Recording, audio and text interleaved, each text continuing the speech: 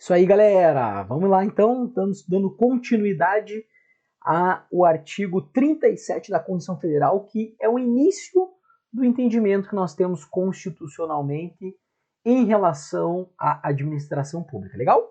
Tínhamos parado aqui, pessoal, então, no entendimento, entendemos bem aqui todo o envolto, né, do caput do artigo 37, e nós estávamos exatamente na análise dos princípios, né, do famoso LIMP, legalidade, impessoalidade, moralidade, publicidade e eficiência. Nós iríamos iniciar o estudo do princípio da legalidade, inclusive nós já demos aquele conceito inicial que você tem que tomar cuidado, que o artigo 5º, inciso 2º da Constituição Federal trata também do princípio da legalidade, mas lá com o prisma do particular. Aqui não, aqui com o prisma da administração pública, o servidor público, o agente público só age de acordo com a lei, se assim a lei o permitir. Tudo bem? Legal? Então essa introdução nós já tínhamos dado em relação ao princípio da legalidade. Galera, e aí nós precisamos lembrar um outro contexto, né? Um outro contexto que eu até diria, pessoal, que se você vem estudando para concurso público, isso daqui nós já até tínhamos tratado lá no artigo 5º, né? Nós temos aí algumas aulas lá do artigo 5º, lá nós tratamos, mas aqui a gente vai relembrar. Ou se você não viu lá ainda, a gente vai tratar esse aspecto aqui da legalidade. Tudo bem? Galera, porque é o seguinte, essa legalidade, galera, o princípio da legalidade constitucional, tanto lá do artigo 5º aqui como do artigo 37, ela é uma legalidade chamada de lato sensu. Ela não é uma legalidade estrita, não. Ok? E por qual motivo, galera? Um exemplo que eu sempre dou, que fica muito claro. Porque se você pensa que o princípio da legalidade seria aquela lei no sentido formal, aquela lei que advém do poder legislativo, que é de fato a competência típica, a função típica, a função principal da atuação do poder legislativo, seja no âmbito federal, estadual ou municipal. A função típica é de legislar. Mas o princípio da legalidade, no primeiro momento, galera, ele não abarca somente a lei no sentido estrito, aquilo que é reservado à lei, porque daí uma legalidade estrita é aquela que é reservada à lei, e isso daí seria chamado princípio da reserva legal. Tudo bem? Então, num primeiro momento, galera, falar do princípio da legalidade, eu gostaria de dar um exemplo aqui, o qual muito provavelmente você já deve ter ouvido quando nós tratamos isso lá no artigo 5º, mas não custa replicá-lo aqui para que o entendimento seja muito fundamentado, ok? Galera, quando a gente fala no âmbito previdenciário, nós temos duas leis principais. Nós temos a Lei 8.212, que cuida da parte de custeio no âmbito da Seguridade Social. E nós temos também a Lei 8.213, que é uma lei que trata de benefícios, galera. Mas aqui sim, esses benefícios especificamente no âmbito da Previdência Social. No âmbito da Previdência Social. Tudo bem? Quem estuda aí para INSS, quem estuda para Receita Federal, tem que se aprofundar nessas legislações aqui. Legal.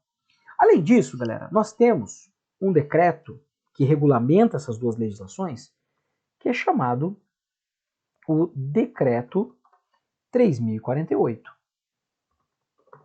Legal? Então, decreto, inclusive, galera, chamado de decreto regulamentar ou regulamento da Previdência Social. Tudo bem? Vejam só, galera, onde eu quero chegar com isso?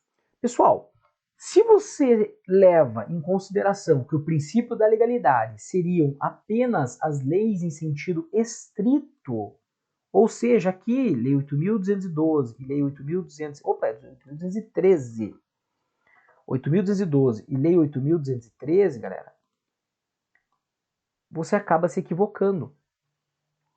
Porque vejam só, neste exemplo que eu dei a vocês, galera, inclusive quem acaba explicando esse decreto regulamentar, galera, esse conceito de decreto regulamentar, o qual nós estudamos ele dentro do direito administrativo, quando a gente vai estudar poderes da administração, especificamente no poder normativo / regulamentar, lá a gente estuda a diferença, inclusive, desse em relação ao decreto autônomo. E esses dois decretos, galera, estão na Constituição Federal, artigo 84, onde o decreto regulamentar, este aqui, galera, que consta aqui, vou até colocar para vocês, ele vai estar no artigo 84, inciso 4º da Constituição Federal. Competências privativas do Presidente da República, inciso 4º, vai falar: para a fiel execução da lei, o Presidente da República precisa expedir decretos ou regulamentos. Pega essa Constituição aí, vai ver lá. Tudo bem? E a gente estuda isso mais aprofundadamente no assunto poderes da administração. A ideia aqui que eu quero que vocês tenham, galera, para perceber como o princípio da legalidade, na verdade, é uma legalidade de lato sensu, não decorre somente do que é chamado reserva legal. A reserva legal, galera, ela é estrito sensu, inclusive exemplificada, vou até colocar aqui junto, ó, nessas duas leis, porque essas leis foram publicadas de acordo com a reserva legal. Foi reservado à lei tratar desse aspecto. Tudo bem até aqui? Se você entende o princípio da legalidade, galera, simplesmente como o princípio da legalidade, estrito sensu, você diria então para mim que o servidor público não precisaria verificar a sua atuação de acordo com o Decreto Regulamentar 3048, e isso é uma inverdade. Porque tanto aquele servidor que está lá no âmbito do INSS, o qual concede benefício, está aqui, Lei 8.213. Mas existem algumas minúcias, tanto, galera, que os decretos servem para o decreto regulamentar para operacionalizar a lei. Operacionalizar a lei. Tudo bem? Operacionalizar a lei. Este é o termo que é aplicado ao decreto regulamentar. E vejam que as minúcias constantes desse decreto, galera, precisam ser verificadas tanto por servidores no âmbito do INSS, que concedem benefícios, como pelos servidores no âmbito da Receita Federal, que cuidam da arrecadação de todos os tributos federais, incluindo as contribuições sociais. Então, galera, o princípio da legalidade, diante de tudo isso, ela é uma legalidade lato sensu. Ela abrange a todo o ordenamento jurídico, a toda a pirâmide de Kelsen. Mas existe a legalidade estrita? Existe. E a legalidade estrita tem uma relação direta com a reserva legal, aquilo que é reservado de fato à lei no sentido formal, aquela lei que advém do poder legislativo. Tudo bem, galera? Até aqui? Ótimo. Beleza? Maravilha, pessoal. Então, esse seria, então, pessoal, o princípio da legalidade. Lembrando de novo, cuidado, inclusive este conceito aqui de legalidade lato sensu aplica-se também no âmbito do particular, quando a gente fala do inciso 2º do artigo 5º da Constituição Federal. Tudo bem? O mesmo conceito lá aplica-se aqui, só que aqui nós estamos falando do que mesmo, galera? Do que estamos falando aqui, neste momento? Nós estamos falando da administração pública. Viemos entendendo isso aí ao longo da aula anterior. Tudo bem? Beleza? Então esse é o princípio da legalidade. A administração pública só age de acordo com a lei, ok? Galera, gostaria de trazer para vocês aqui uma exceção, uma excepcionalidade em que não estamos tratando de um ato normativo na pirâmide de Kelsen, Constituição, tratados, lei ordinária, lei complementar, lei delegada, medida provisória, decreto regulamentar, tem um decreto autônomo também, juntamente com as leis, existem ali também resoluções, né, do Congresso Nacional. Então nós temos vários, portarias logo mais abaixo dos decretos, e assim vai, ok? Então a administração pública ela só pode atuar de acordo com a lei, e esta lei é lato sensu. Legal. Só que eu preciso trazer aqui para vocês, galera, uma exceção. Então nós temos uma exceção em relação a tudo isso que nós estamos falando aqui. Vou até dar uma apertadinha para que tudo caiba aí na nossa tela. Então nós temos uma exceção, galera. E essa exceção em que a administração pública precisa atuar de acordo, mas que não é considerado um ato normativo, galera, ele é um ato que advém do poder judiciário, especificamente da cúpula do poder judiciário. As chamadas, galera, súmulas vinculantes, ok? Então, as súmulas vinculantes, galera, que são súmula vinculante, a gente se remete ao STF, elas são exceções, então, nesta aplicação do princípio da legalidade dentro do ordenamento jurídico, dentro da pirâmide de Kelsen. Porque o nome dela, galera, quando ela fala súmula vinculante, é porque ela vincula a toda a administração pública. Então, lembrados, conforme nós vimos agora há pouco, galera, aqui, ó, quando nós vimos aqui a administração direta e a administração indireta, ok? Então, uma súmula vinculante, galera, ela vem para vincular a atuação de toda a administração pública. De toda a administração pública. Então, perceba que a administração pública, além de ter que respeitar todo o ordenamento jurídico da pirâmide de Kelsen, ainda como exceção, perceberam que é uma exceção, galera, isso aqui? Como exceção, as súmulas vinculantes do STF. Por exemplo, vamos falar uma aqui, tem várias importantes, galera, mas vamos falar a súmula vinculante número 13. Súmula vinculante número 13, que a gente vai tratar aqui na continuidade. Calma, a gente vai ver ela. Mas eu já vou dizer aqui, do nepotismo. Você não pode, na administração pública, colocar num cargo de livre nomeação e exoneração, cargo em comissão, um parente seu, até o 3º grau, sanguíneo ou afim, para ser subordinado diretamente a você. E lá nós veremos algumas variáveis, né? Nós veremos algumas variáveis, né? Nepotismo cruzado, por exemplo, algumas situações nesse sentido. Então, isso vincula a atuação da administração pública. A administração pública não pode, né? Um agente público não pode nomear, inclusive vamos ver uma exceção dentro de agentes políticos. Então, calma, que a gente vai discutir isso aqui melhor em outro momento, mais à frente, quando nós adentrarmos realmente na parte de servidores públicos, ok? Mas, como exemplo, a súmula vinculante número 13 tem que ser respeitada pela administração. Mas a administração pública, pelo princípio da legalidade, não age só de acordo com a lei, aquilo que a lei assim o determina, pois é por isso que é chamada de exceção as súmulas vinculantes. Tudo bem, galera, até aqui? Tudo bem? Tranquilos? Então, ótimo, galera. Então, vamos lá. Galera, agora vamos partir para o próximo princípio. Então, vimos aí os detalhes mais importantes do princípio da legalidade. Agora, isso nos habilita a darmos continuidade e tratarmos em relação ao princípio da impessoalidade. Lembrando, né, galera, aqui, como a ideia é a gente ter uma ideia geral, mas não deixar de ser profundo, o assunto princípios é muito mais escorrido dentro do direito administrativo. Mas aqui a gente vai pegar uma grande base. Eu não quero ir muito além da Constituição Federal, porque o foco é nós entendermos bem o 37 e 42.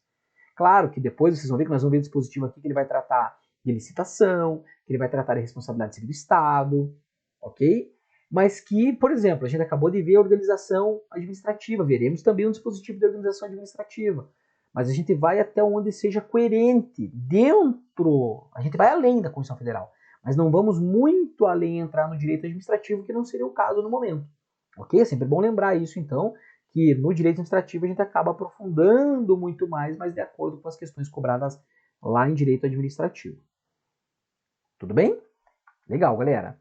Então, vamos para o próximo. Vimos o da legalidade, vamos agora para o princípio da impessoalidade. E daí eu vou pedir para vocês, galera, que vocês me permitam que eu dê uma limpada aqui no nosso quadro. Tudo bem? Para que a gente possa dar uma continuidade aqui, galera. Ou na verdade não, galera. Vamos ganhar um espaço aqui, ó. Isso. Deixamos ali. Vai que em algum momento a gente precise de alguma informação, a gente retoma. Vai ser até melhor. Maravilha, pessoal. Então, olha lá. Deixa eu baixar um pouquinho mais. Isso. Então, vamos para o princípio da impessoalidade. Galera, o princípio da impessoalidade, ele é buscado com 3 vertentes dentro da administração pública. Ok? 3 vertentes. A primeira vertente, galera, do princípio da impessoalidade é aplicada internamente. Internamente na administração pública. Tudo bem? A segunda vertente, galera, é uma aplicação que nós temos aí de forma externa. Então, externamente, a administração pública. E por fim, aqui tem inclusive um nome de uma teoria, a chamada teoria do órgão. Ok? Então, estes são os 3 desdobramentos do princípio da impessoalidade. Vamos lá. O primeiro princípio, na verdade, o primeiro desdobramento, galera, do princípio da impessoalidade é muito tranquilo. Ele vai se aplicar, galera, na administração pública de forma interna, ou seja, na atuação da administração pública dentro dela, na sua organização, na sua hierarquia, quando a gente trata da administração pública no seu prisma subjetivo, né? Pessoas jurídicas, órgãos e agentes públicos. Então, esta organização que a administração pública tem, galera, na atuação da administração pública internamente, ela precisa atuar, ela, juntamente com seus agentes, de forma impessoal. Tudo bem? Por exemplo, galera, em relação ao internamente, nós temos uma questão muito comum cobrada em prova quando se remete ao Instituto da Remoção. Quando a administração pública ela vai fazer uma remoção de servidor público, por exemplo, vamos tratar aqui especificamente no estatutário, que é o que a gente vai falar mais aqui no decorrer. Quando a administração pública ela faz uma remoção, galera, é um instituto permitido perante os estatutos dos servidores, vamos até falar no âmbito da União aqui, 8.112, quando a administração faz a remoção, ela pode remover, sem problema nenhum. Mas essa remoção é por interesse público. Nós veremos, galera, que nessa questão até da impessoalidade, isso daí tem, de fato, uma relação direta com o interesse público. Ok? Que é a finalidade de todo e qualquer ato administrativo, galera. Então, a finalidade da atuação da administração pública é sempre o interesse público. E por este motivo é que não podemos ter atos de caráter pessoal. Temos que agir com impessoalidade. Então, internamente, a remoção ela ocorre por interesse público. Porque quando um servidor sai de uma sede e vai para outra, removido para outra, neste momento ali está se verificando, olha, nós estamos com poucos servidores atuando em determinada área, em determinado setor, em determinada região, e a gente precisa que haja essa remoção para haver um equilíbrio na prestação do serviço público. Ok? Então é possível a remoção sem problemas nenhum. Mas muitas questões de prova, galera, dizem que a remoção, que é competência de superior hierárquico seu, de remover de sede, ok? Acabam acontecendo por conta de alguma desavença ocorrida com você e o seu chefe numa semana anterior. Né? Onde lá o teu chefe pediu para você buscar um café para ele, você falou, chefe, me desculpa, mas as minhas atribuições que constam lá na lei do meu cargo não é para buscar um café para o senhor, me desculpa. E ele, não, tudo bem, sem problemas, tá certo. E daí, pessoal, na atuação da remoção dele na semana seguinte, a questão deixa muito clara que ele agiu naquela remoção não para reorganizar a administração pública. Inclusive, as questões deixam muito nítidos que a remoção, neste caso, ocorreu por uma desavença anterior acontecida dentro do órgão público e que, inclusive, o superior hierárquico seu te mandou para uma localidade muito mais distante até da sua residência. Então percebam, galera, que ali a atuação do teu superior hierárquico em te remover para uma sede distante da sua, ela é possível, não há problema. Não há problema. Juridicamente, sim, consta do estatuto.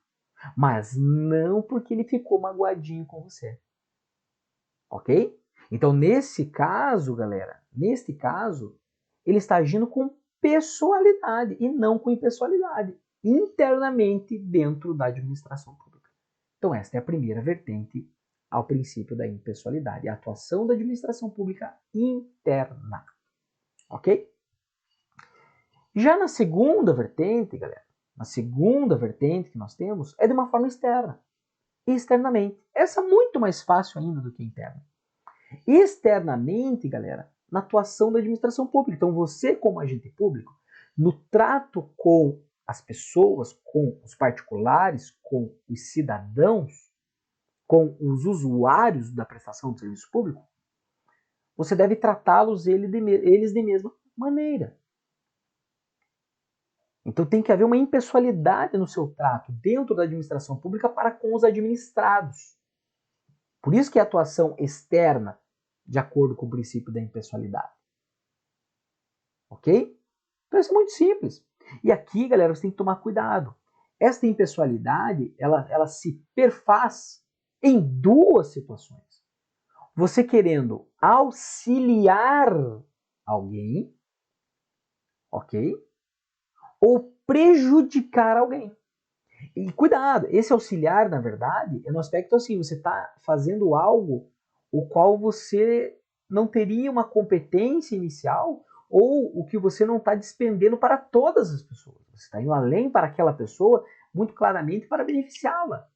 Porque é alguém que você tem uma amizade íntima. Ok? Inclusive pode ser um parente seu, cônjuge seu, e você está querendo dispensar um tratamento diferenciado a ele. Você, como agente público, nem pensar.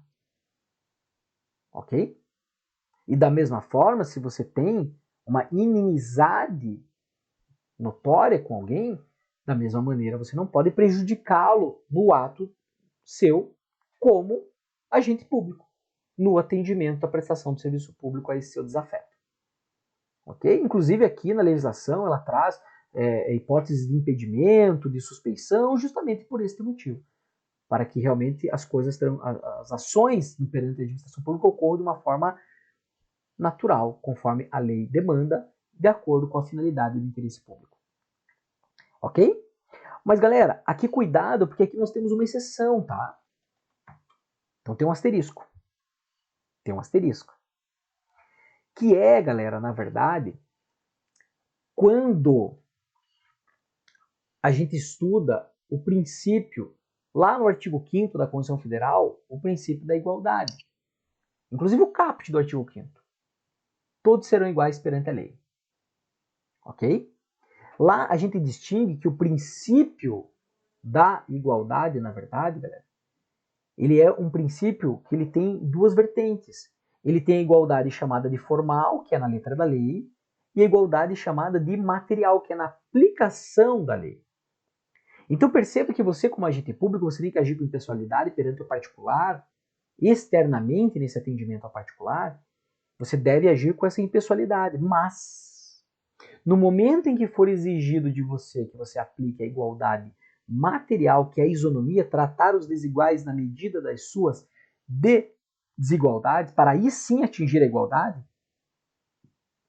Então perceba que neste momento, nesta atuação, galera, aí você pode dispensar um tratamento diferenciado, um tratamento mais pessoal, mas desde que seja justificado.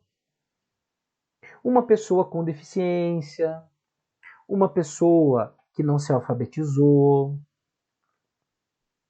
uma pessoa mais idosa. Aí há sim uma permissão de ter um tratamento diferenciado, mais pessoal, mas é justificado. Tudo bem? Então cuidado com isso. Legal? Beleza. E por fim, galera, a terceira vertente do princípio da impessoalidade seria a teoria do órgão. E isso aqui, galera, vai ser legal porque a teoria do órgão vai explicar muitas coisas aqui no nosso estudo da administração pública.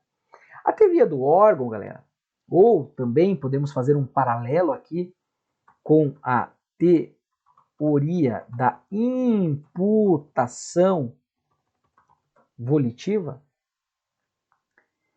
significa, galera, que você, como agente público, e aqui agente público de forma generalizada, realmente todos os agentes públicos, que o agente público, galera, ele não atua em seu nome, mas sim em nome do órgão ao qual pertence.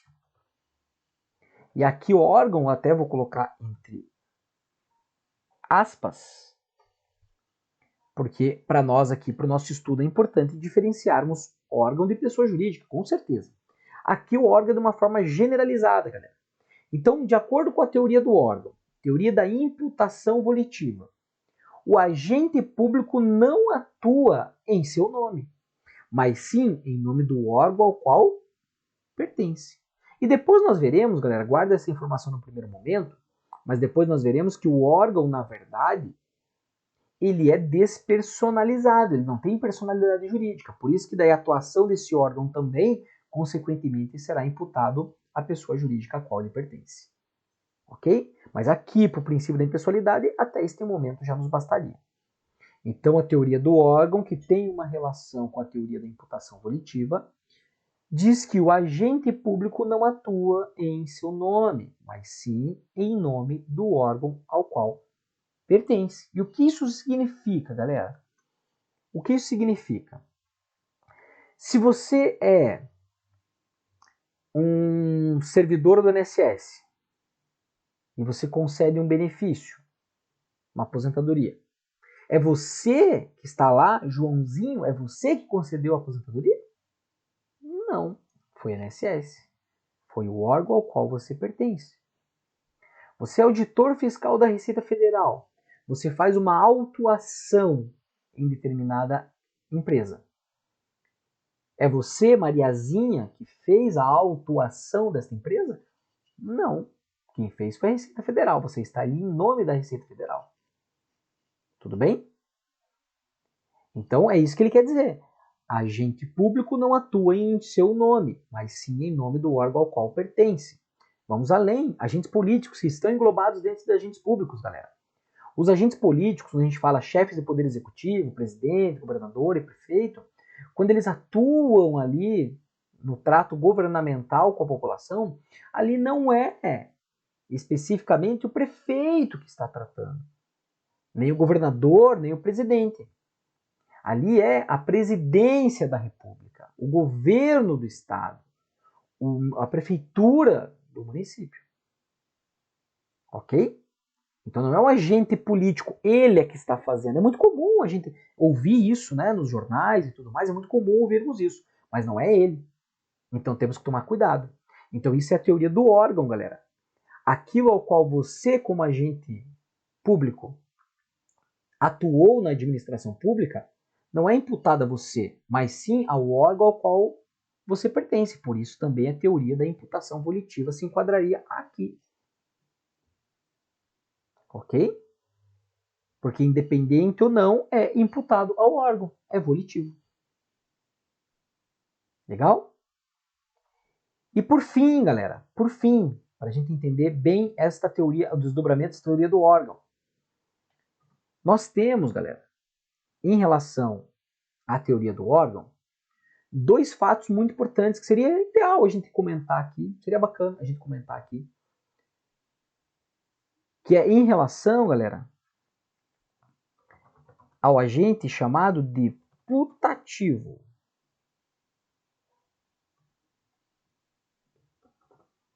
Putativo e o agente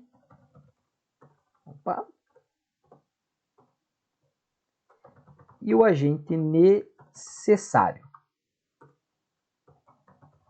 Agente putativo e agente necessário. Que eles, galera, até por consequência, podemos até trazer aqui, que eles são classificados como agentes de fato. Ok? O agente putativo e o agente necessário. Agentes de fato. Vou até trazer eles de uma forma numerada aqui, que vai ficar legal. Isso. Galera, o que significa isso? Agente de fato. Ele não era para estar, mas estava. Ele não era para estar, mas ele estava. O agente putativo, galera, é aquele no qual ele está na administração pública, ele está ali na administração pública, mas ele não era para estar por alguma ilegalidade, por exemplo. Vamos lá. Nós temos um exemplo de um rapaz que fez o concurso público para o INSS atualmente e ele se candidatou nos cargos de na reserva de vagas de afrodescendente. E ele recebeu a sua nomeação, passou por todo o trâmite burocrático e estava atuando perante o INSS. Posteriormente foi descoberto que, na verdade, ele tinha fraudado o concurso público. Ele não se enquadrava na característica de afrodescendente. E naquele momento, então, galera, ele sofreu lá o processo administrativo disciplinar e foi demitido do cargo. Ok? Mas peraí, então não era para ele estar. Não era para ele estar. Mas ele estava no cargo? Sim. E as aposentadorias que ele concedeu, os auxílios doença que ele concedeu, os salários de maternidade que ele concedeu ao longo do período que ele esteve lá, galera? São todos mantidos. Por que são mantidos? Porque a atuação, que explica isso, é o princípio da impessoalidade. Porque a atuação dele, galera, não foi dele, mas sim do órgão ao qual ele pertencia. Então, quem concedeu, na verdade, os benefícios foi o INSS, e não ele. E por isso eles são mantidos. E ele é classificado como agente putativo dentro do gênero agentes de fato. Ele não era um agente de direito, mas era agente de fato pelas circunstâncias dele. Ok? Já no caso do agente necessário, galera, é quando ocorre, por exemplo, está acontecendo um incêndio e o Corpo de Bombeiros precisa de um auxílio de algum particular. O incêndio é muito grande, a extensão do incêndio é muito grande, e na verdade a gente tem poucos bombeiros ali para poderem atuar. E o Corpo de Bombeiros solicita a atuação de um particular para ajudá-lo. E nisso, galera, o particular, sem saber manusear a mangueira, por exemplo, ali do Corpo de Bombeiros, ele acaba causando um prejuízo ao particular nesse manuseio. Pode a administração pública, a gente vai estudar isso aqui, responsabilidade civil do Estado, pode a administração pública se isentar desta responsabilidade do dano causado ao particular, dizendo que, mas espera aí, era um particular que causou o dano, não foi a administração pública. Não pode. Por quê? Porque era um agente necessário, era necessário a atuação dele no momento da administração pública. E também se enquadra em agente de fato. Perceber o porquê os agentes de fato, que são divididos em putativo e necessário, eles se enquadram dentro da teoria do órgão e, consequentemente, nós não podemos esquecer que nós estamos tratando do princípio da impessoalidade. Eles não estavam agindo em nome deles, mas sim em nome do órgão o qual eles pertenciam, o qual estavam atuando.